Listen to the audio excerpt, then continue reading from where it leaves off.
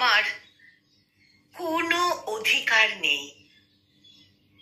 তার স্মৃতিগুলো যখন মনে পড়ে তখন তার সাথে একটু একটু কথা বলতে ইচ্ছে করে, খুব কান্না পায়।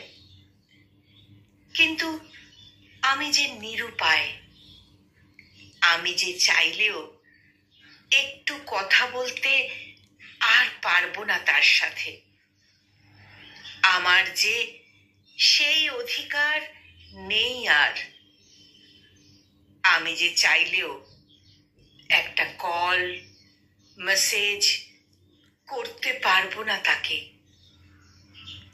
মাঝ রাতে যখন ঘুম আসে না, বুকের বাঁ পাশটায় হঠাৎ হঠাৎ ব্যথা করে ওঠে।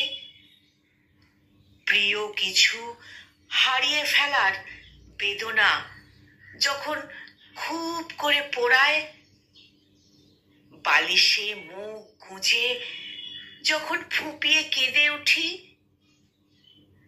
কান্না জড়িত কণ্ঠে যখন দম বন্ধ হয়ে আসে,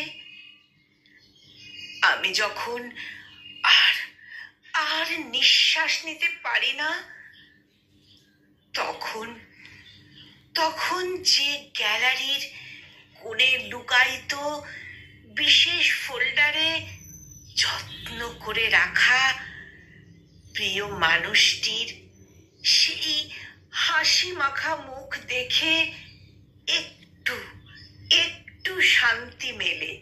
সংকলিত এই মোটিভেশনাল কবিতাটির কণ্ঠ প্রয়াসে আমি নিবেদিতা।